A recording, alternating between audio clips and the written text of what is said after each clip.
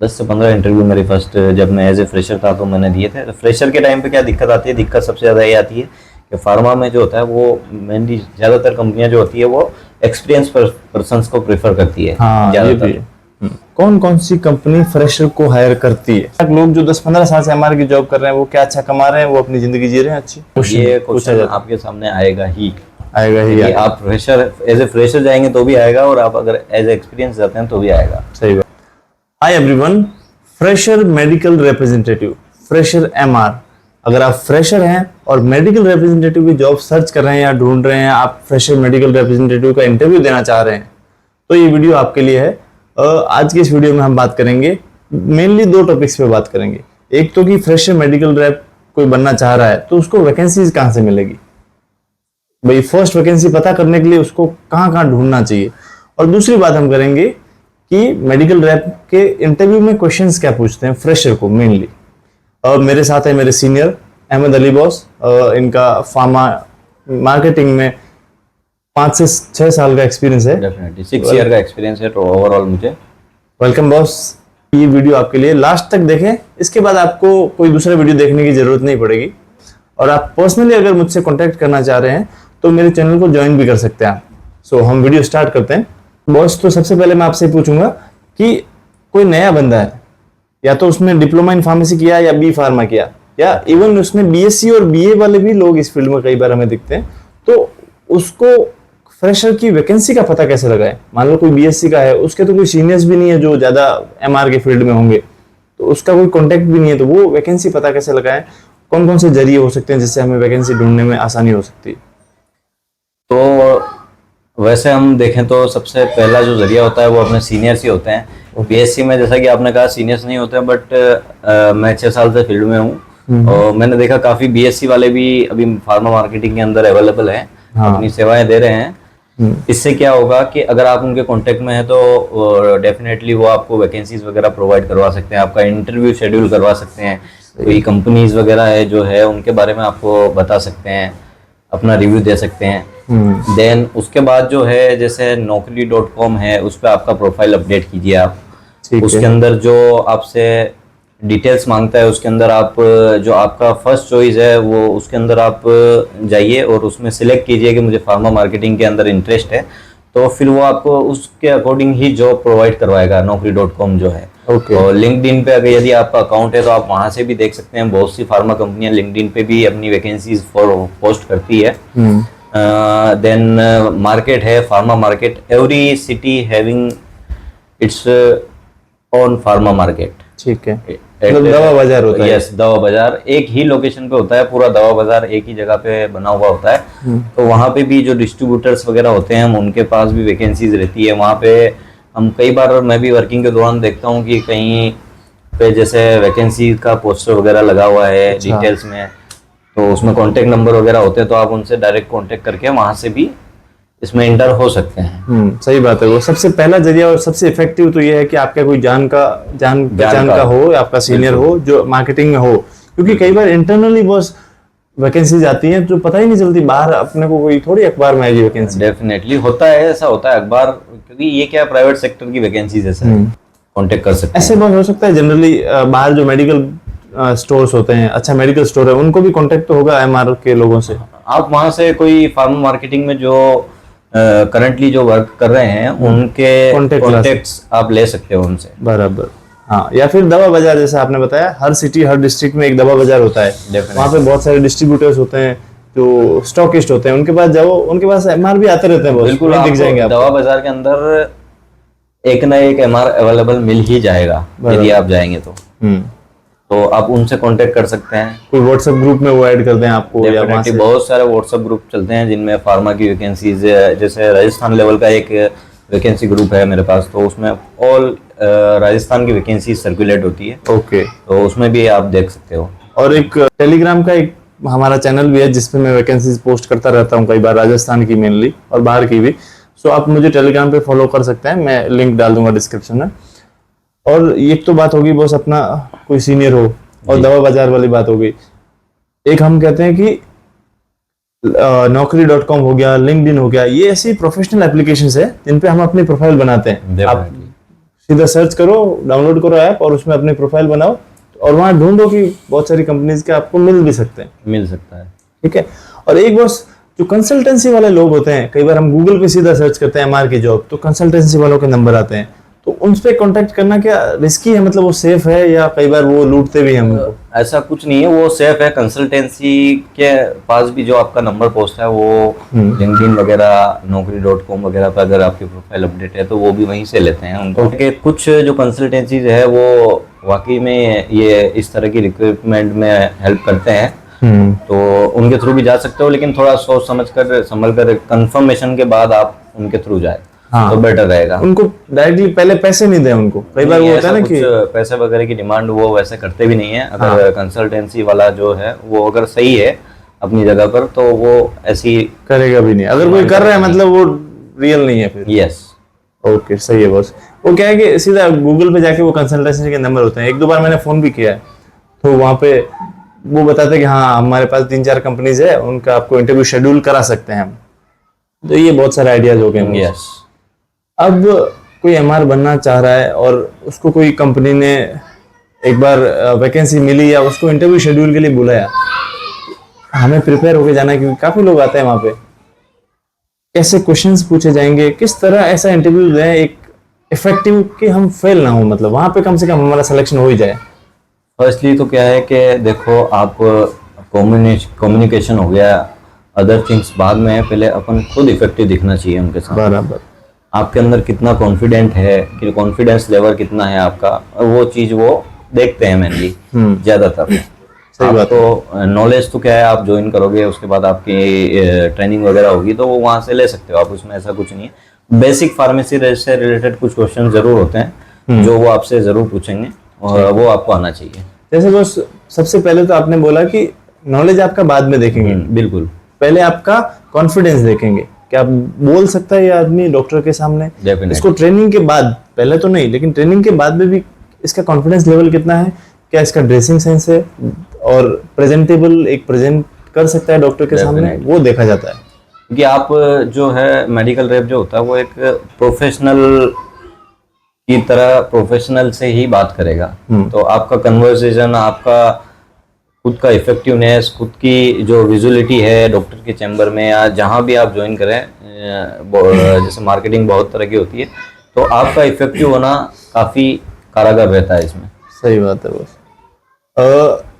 अब हम बात करते हैं कि इंटरव्यू में क्वेश्चंस पूछते हैं क्या है। स्टार्टिंग में तो वो हमका इंट्रोडक्शन ही पूछेगा कि इंट्रोडक्शन पूछेंगे। इंट्रोडक्शन में भी क्या होता है, कई बार वो पूछते हैं कि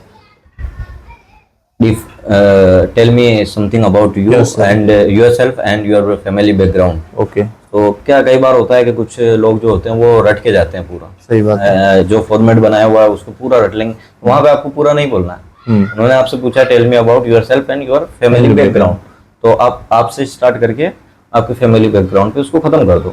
देन उसके बाद अगर वो पूछते हैं आपका एजुकेशनल बैकग्राउंड क्या है, आप कहाँ से पढ़े हैं, क्या है, तो उसके बारे में आप बाद में बात करें। सही बात ये चीज होती है, तो इन चीजों का ध्यान रखना होता है थोड़ा सा। तो ये बातें तो बॉस क्या है कि भाई पहले से हमें पता है, प्री नोन है कि भाई ये तो पूछेंगे, क्योंकि आपका एजुकेशनल बैकग्राउंड क्या है ये आप इंग्लिश में तैयार करो तो बेटर है। और इतना तो इंग्लिश में तैयार कर ही सकते हैं पहले से। इंग्लिश में जो है इंटरव्यू आप जितना हो सके इंटरव्यूअर को इंग्लिश में जवाब देंगे तो आपके सिलेक्ट होने के चांसेस बहुत ज़्यादा बढ़ेंगे। आप अगर बीच में कहीं इंग्लिश में इधर उधर हो जाते हैं, आपके माइंड से कोई वर्ड स्किप होता है, तो आप तुरंत हिंदी पे आइए और हिंदी में उसको ऐसा बताइए, सामने वाले को ऐसा प्रेजेंट कीजिए कि वो उसको लगे हाँ इसको आता है चीज। सही बात है। तो ये तो आप कहीं से भी तैयार कर सकते हो अपना इंट्रोडक्शन। तो इंट्रोडक्शन तैयार करना ये तो सबसे इजी बात हो गई। दूसरी बात, उसके बाद क्या क्वेश्चंस पूछे जाते हैं बस? उसके बाद वो डिपेंड करता है आप कौन से बैकग्राउंड से हैं। आप फार्मेसी बैकग्राउंड से, आप डिप्लोमा में से हैं या डिग्री से हैं या बीएससी से हैं या जो भी है बीए बीकॉम से हैं, डिपेंड उस पर करता है। तो यदि आप फार्मेसी बैकग्राउंड से हैं तो मैं फार्मेसी बैकग्राउंड से हूँ, जो मेरा जो आपको सजेशन रहेगा वो मैं इनके सामने रखता हूँ। जो पहला क्वेश्चन जो आएगा वो आएगा फार्मेसी से रिलेटेड कि आपका सबसे फेवरेट सब्जेक्ट कौन सा है, वो आपसे डायरेक्टली पूछेंगे। अच्छा। उसमें आप वही सब्जेक्ट बताएं जिसमें आपका अच्छा नॉलेज हो, कमांड हो। कमांड फार्माकोलॉजी आप बता सकते हैं। फार्माकोलॉजी का जो है सबसे ज़्यादा फार्मा में वो रहता है, रोल है उसका, रोल सबसे ज़्यादा रोल फार्माकोलॉजी का रहता है। तो पहला क्वेश्चन जो आपसे पूछेंगे वो पूछेंगे फार्माकोकाइनेटिक और फार्माकोडायनेमिक क्या होता है। ओके। तो ये बेसिक क्वेश्चन है, ये फार्मेसी स्टार्ट जब आपकी होती है तभी सिखाया जाता है, तो ये आपको ये बताना जरूरी भी होता है, ये आपको बताना चाहिए। सही। तो फार्माकोकाइनेटिक डायनेमिक के बारे में आप थोड़ा सा बताएंगे इनको। तो फार्माकोकाइनेटिक्स हम पढ़ते हैं कि what body does to the drug, ये इसकी एक डेफिनेशन है ना बस। डेफिनेटली कि what body does to the drug. Yes, और वो आपसे ज्यादा डिटेल में नहीं पूछेंगे तो आपका आंसर यहीं खत्म हो जाता है, what body does to the drug. और उसको फिर आप हिंदी में अगर समझाना भी चाहें तो ऐसा कि बॉडी हम ड्रग के लिए क्या क्या करती है, जिसमें आता है एक एब्जॉर्प्शन, डिस्ट्रीब्यूशन, मेटाबॉलिज्म और एक्सक्रीशन, ADME, ये 4 प्रोसेस आता है इसमें फार्माकोकाइनेटिक्स में।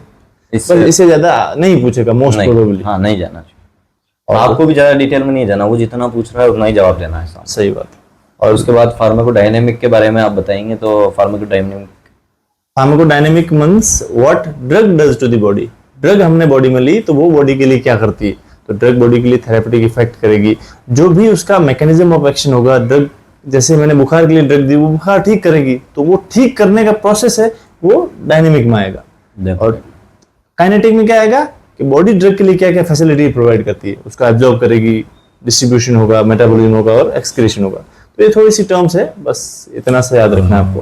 तो उसके बाद फिर अगर 1-2 क्वेश्चन आपसे दूसरे पूछे जाएंगे, फिर देन वो फिर से घुमा के साइंस में आएंगे, तो आपसे पूछेंगे बायो अवेलेबिलिटी क्या होती है। Okay, bioavailability. So bioavailability मतलब हम कोई भी टेबलेट ले रहे हैं, खा रहे हैं, उसको कितने % उसका ब्लड में पहुंच पा रही है वो ड्रग। जो हम टेबलेट खाते हैं ऐसा जरूरी नहीं है कि वो पूरी की पूरी 100% ब्लड में पहुंचे, उसका हो सकता है 50% कुछ या पहले से ही बाहर निकल जाए, कुछ ही ब्लड में पहुंचे। तो कभी 50% किसी ड्रग की बायो अवेलेबिलिटी है, उसका मतलब वो ड्रग 50% ही ब्लड में पहुंच पाई है। और मान लो बायो अवेलेबिलिटी सबसे ज्यादा किस रूट ऑफ एडमिनिस्ट्रेशन की है, कहाँ कौन सी मेडिसिन कहाँ से लेंगे तब उसकी सबसे ज्यादा बायो अवेलेबिलिटी होगी, तो उसका सीधा आंसर है कि इंट्रावीनस, सीधी ब्लड में इंजेक्शन दे दिया तब बायो अवेलेबिलिटी है पूरी। जो भी ड्रग मेडिसिन आप लेते हैं वो इफेक्ट उसका तभी स्टार्ट होता है जब वो आपके ब्लड के अंदर पहुंचेगी। देन उसके बाद अगर अशोक जी हम बात करें, अशोक जैसा कि बॉडी सिस्टम के बारे में वो पूछते हैं, how many body systems are there in. ये मुझे लगता है सबसे फ्रीक्वेंट, सबसे ज्यादा क्वेश्चन ये क्वेश्चन आपके सामने आएगा ही।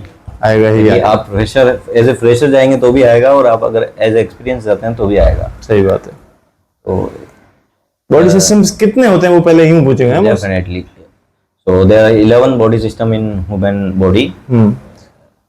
तो उसमें आपको नाम बताने एक तो सारे। डेफिनेटली आपसे नाम पूछे जाएंगे, आप नाम बताएंगे। उसके बाद दे आस्क कि डिस्क्राइब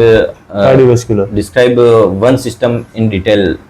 जो आप जिस सिस्टम के बारे में डिटेल में आप अच्छा जानते हैं उसके बारे में आप बताइए। तो आपको पूरा डिटेल में बताना पड़ेगा। मेनली कार्डियोवैस्कुलर सिस्टम हो गया, डाइजेस्टिव सिस्टम हो गया, यूरिनरी, दो सिस्टम के बारे में आपको ज़्यादा पूछते हैं। और इसमें क्या कुछ डिविजन्स होते हैं, जैसे फार्मा मार्केटिंग के अंदर जो है अलग अलग कंपनी के एक कंपनी के 10-10, 15-15 डिवीजन होते हैं, अलग अलग होते हैं। कार्डियो डायबिटिक हुआ तो आपसे कार्डियोवैस्कुलर सिस्टम पूछा जाएगा, यूरिनरी सिस्टम पूछा जाएगा अगर यूरो वाला अगर डिवीजन है तो ये जो क्वेश्चन है सिस्टम से रिलेटेड जो है ये आपको मालूम होना चाहिए। आप इंटरव्यू देने जा रहे हैं उससे पहले आपको पता होना चाहिए कि आप कौन से डिवीजन के लिए जा रहे हैं। अब जिस डिवीजन के लिए जा रहे हैं उस डिवीजन का उस सिस्टम के बारे में पढ़ के जाओ। बिल्कुल, सिस्टम के बारे में और उस डिजीज के बारे में, उससे रिलेटेड जो डिजीज है, जैसे हाइपरटेंशन हो गया। हाइपरटेंशन अपन आगे चलते हैं थोड़ा सा। हाइपरटेंशन थोड़ा डिटेल में जा रहा हूँ मैं इसमें। हाइपरटेंशन हो गया, डायबिटीज, डायबिटिक डिवीजन है तो आपको डायबिटीज के बारे में पता होना चाहिए। यूरोलॉजी से रिलेटेड कोई डिवीजन है आपका तो आपको यूरिनरी सिस्टम और उससे रिलेटेड जो भी डिजीज हैं उनके बारे में आपको पता होना चाहिए। नॉर्मल बेसिक डेफिनेशंस वगैरह पता होना चाहिए, ज़्यादा डिटेल में जाने की जरूरत नहीं है। और इसके बाद अपन बात करें, अगर सिस्टम के बाद वो कोई क्वेश्चन पूछ सकते हैं तो जैसे अपन एक कार्डियोवैस्कुलर सिस्टम के अकॉर्डिंग ही चलते हैं, थोड़ा सा समझाने में सही रहेगा। तो इसके बाद वो आपसे पूछ लेंगे, आप चलो फार्मेसी बैकग्राउंड से हो तो आप हमें बताइए कि जो एंटी हाइपरटेंसिव जो मेडिसिन होती है उनका क्लासिफिकेशन बताइए, कौन कौन सी मेडिसिन होती है जो मार्केट में अवेलेबल है। हाँ, अगर आप बी फार्मा या अच्छा फार्मेसी बैकग्राउंड से है तो आपको ज्यादा टेक्निकल सवाल पूछेंगे डेफिनेटली। अगर आप बीएससी या इन फील्ड से तो फिर थोड़ा सा कम आपको एमआर के बारे में ज्यादा पूछेंगे शायद। बेसिक जो एमआर के बारे में है वो ज्यादा पूछा जाएगा। थोड़ा बहुत जो साइंस है, बीएससी में भी साइंस तो है ही, थोड़ा बहुत साइंस, तो वो आपसे उसके अकॉर्डिंग साइंस पूछा जाएगा। बराबर बस। तो बॉडी सिस्टम्स की बात हो गई, डायनेमिक या काइनेटिक की बात हो गई, हाइपरटेंशन किसको कहते हैं ये भी पता होना चाहिए, हाइपोटेंशन किसको कहते हैं, टैकीकार्डिया, ब्रेडिकार्डिया किसको कहते हैं, थोड़ा सा ये मेडिकल टर्म्स आपको थोड़ी पता हो बस। कार्डियोवैस्कुलर सिस्टम आप पढ़ेंगे तो उसमें ये सारी चीजें आती है। हार्ट के अंदर कौन सी आर्टरी सबसे बड़ी आर्टरी होती है, कौन सी जो आर्टरी से ब्लड हार्ट के अंदर आता है, कौन सी आर्टरी से बॉडी के अंदर सप्लाई होता है, इस तरीके से इस वे में आपको बताना होता है। वो कोई ज्यादा डिटेल में जाता ही नहीं है, वो सीधा सबसे पहले तो वो आपको डेफिनेशन ही पूछेंगे होता क्या है। कई बार होता है कि वो आपके सामने कॉपी और पेन रख देते हैं और आपको बोलते हैं कि draw the diagram of heart and describe me in this. आपके पास आपने जब फर्स्ट जॉब के लिए कहाँ से अप्लाई किया था? मैंने एलेम्बिक फार्मा, मैंने 10 से 15 इंटरव्यू मेरी फर्स्ट जब मैं एज ए फ्रेशर था तो मैंने दिए थे। तो फ्रेशर के टाइम पे क्या दिक्कत आती है, दिक्कत सबसे ज़्यादा ये आती है कि फार्मा में जो होता है वो मेनली ज़्यादातर कंपनियां जो होती है वो एक्सपीरियंस पर्सन्स को प्रेफर करती है ज़्यादातर। तो दिक्कत आती है फर्स्ट में, लेकिन एक बार जब आप इंटर हो जाते हैं उसके बाद कोई प्रॉब्लम नहीं है। उसके बाद डेफिनेटली आप काम करो अच्छे से, अपने वर्क को सेटिस्फाई करेंगे कंपनी के लिए, तो आपको अच्छा ग्रो होने का टाइम मिलेगा, अच्छा खुद को ग्रो, प्रोफेशनल दिखोगे, सब चीज़ें हैं वो टाइम के साथ। तो एक बार फ्रेशर के लिए थोड़ी प्रॉब्लम्स आती है। एक मुझे सबसे अच्छा क्वेश्चन ये लगता है कि कौन कौन सी कंपनी फ्रेशर को हायर करती है? डेफिनेटली सही आप अगर 2-4 कंपनी नाम बता पाए कि उन कंपनी फ्रेशर को हायर करती है, मतलब मोस्टली।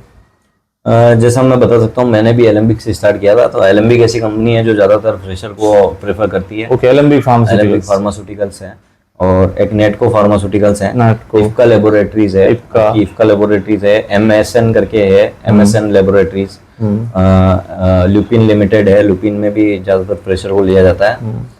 बहुत सारी कंपनियां हैं। बाकी उसके बाद तो यदि आपको 1-2 साल का एक्सपीरियंस हो जाता है उसके बाद बहुत सी कंपनियां, अगर आपका वर्क मार्केट में सेटिस्फाइड है तो आपको सामने से अपॉर्चुनिटी मिलेगी। सही बात है। और अगर क्वेश्चंस की बात करें तो बस एमआर से रिलेटेड क्या क्वेश्चन पूछेंगे कि भाई एमआर की जॉब के रोल रिस्पांसिबिलिटी क्या होती है, हम आपको क्यों सेलेक्ट करें, ये सब भी पूछ लेते हैं कई बार। बिल्कुल पूछते हैं, आपको रोल्स एंड रिस्पांसिबिलिटीज पूछी जाती है कि एमआर की रोल्स एंड रिस्पांसिबिलिटी क्या होती है, आपको अगर आपको हम लेते हैं तो आप क्या काम करके दोगे। तो ये चीज़ है, तो इसमें मैं आपको जवाब बताता हूँ थोड़ा सा डिटेल में। तो फर्स्ट तो क्या होता है कि आप जो है रिस्पांसिबिलिटी आपकी ये रहती है कि आप प्रिस्क्रिप्शन जनरेट करवाना, doctor to promote our company brands in front of the doctor and achieve our target। जो आपको टारगेट दिया जाता है, इसमें टारगेट्स वगैरह होते हैं, तो वो आपको अचीव करना होता है, because company also giving you money. बराबर, you also give target to the company definitely. तो ये होता है। और इसमें केमिस्ट से मिलना होता है आपको, आरसीपीए करना होता है जिसको रिटेल केमिस्ट प्रिस्क्रिप्शन ऑडिट कहते हैं, जहाँ पे कौन सा ब्रांड का कितना मूवमेंट है, कौन सा सोल्ट सबसे ज्यादा यूज होता है मार्केट में, ये डिटेल्स आपको केमिस्ट से कलेक्ट करनी होती है। मेन बात तो ये है कि आपको डॉक्टर से प्रिस्क्रिप्शन जनरेट करवाने हैं, उसको बोलना है कि बहुत सारी कंपनीज है, मेरा ब्रांड लिखो, मेरा ब्रांड क्यों लिखो, ये बोलने के लिए आपको पहले पता होना चाहिए मेरे ब्रांड में है क्या क्या कि मैं अच्छी बात है डॉक्टर को बता सकूं, ऐसे इफेक्टिव है मेरा ब्रांड। इसके अलावा आपको और क्या पूछ सकते हैं कि एमआर की जॉब क्यों करना चाहते हो? डेफिनेटली एमआर की जॉब क्यों करना चाहते हो, तो जैसा कि मैं बताता हूँ, हर इंसान को पैसे की जरूरत होती है। तो आप ये आंसर दे सकते हैं, एक लाइन में आंसर है, for personal and professional growth and to support my family as a financial. बराबर, एक लाइन में आपका जवाब खत्म हो जाएगा, इसके बाद आपसे कुछ नहीं पूछना। हाँ, मेरी पर्सनल और प्रोफेशनल ग्रोथ के लिए मेरा भी फायदा है और आपकी कंपनी का भी बेनिफिट है उसमें। लास्ट में मैं आपसे ये पूछूंगा कि एमआर की जॉब करनी चाहिए, कितनी ग्रोथ है इसमें आगे, कितना, मैं अगर मान लो 10 साल एमआर की जॉब करता हूँ तो अच्छी ग्रोथ है, मतलब ठीक ठाक लोग जो 10-15 साल से एमआर की जॉब कर रहे हैं वो क्या अच्छा कमा रहे हैं, वो अपनी जिंदगी जी रहे हैं अच्छी? बिल्कुल, इसमें काफ़ी अच्छी लाइफ है, ऐसा नहीं है। बट क्या है कि देखो कुछ लोग रिटायर्ड भी होते हैं फार्मा मार्केटिंग के अंदर, मैंने भी देखा 2-4 लोग रिटायर्ड होते हुए। तो ये डिपेंड करता है आपके ऊपर कि आप अपने वर्क को कैसे सेटिस्फाई कर रहे हैं आप कितना वर्क कर रहे हैं, आपके मार्केट के अंदर रिलेशन कितना है, तो ये सब चीजें आपको आपके ऊपर डिपेंड करती है कि आप इसमें कितना लंबा जा सकते हैं। आपका 2 साल में भी प्रमोशन हो सकता है, जैसे कि अभी हमारे ऊपर भी हमारे मैनेजर होते हैं, फर्स्ट लाइन मैनेजर जो कि एरिया मैनेजर होता है, सेकंड लाइन मैनेजर जो कि रीजनल सेल्स मैनेजर होता है, उसके बाद में थर्ड लाइन मैनेजर जो कि जोनल सेल्स मैनेजर होता है, उसके ऊपर एनएसएम होता है, उसके ऊपर डायरेक्टर होता है, बहुत सारी पोस्टें हैं। तो आप भी उन पोस्ट पे जा सकते हो, प्रमोशन लेकर के आप भी उस पोस्ट पे जा सकते हो। वो डिपेंड करता है कि आप खुद को किस तरीके से प्रेजेंट कर रहे हो। आप मेरे चैनल को सब्सक्राइब कर सकते हो। इतने अच्छे अच्छे वीडियोस के लिए हमने एक और भी वीडियोस डाले हुए एमआर से रिलेटेड। मैंने एक वीडियो डाला है मेरे खुद का इंटरव्यू देते हुए, एक कंपनी का मैंने इंटरव्यू शेड्यूल किया, मैंने खुद ने इंटरव्यू दिया, उसको रिकॉर्ड किया, लेकिन मुझे ज्वाइन नहीं करना था, जस्ट मैं आपके लिए एक वीडियो बनाया हुआ है, तो आप मेरे चैनल पे जाके देख सकते हैं। बहुत सारे और भी वीडियोज एमआर से रिलेटेड मिलेंगे, आप मेरी प्ले लिस्ट में जाके देख सकते हैं। Thank you everyone, subscribe, good luck.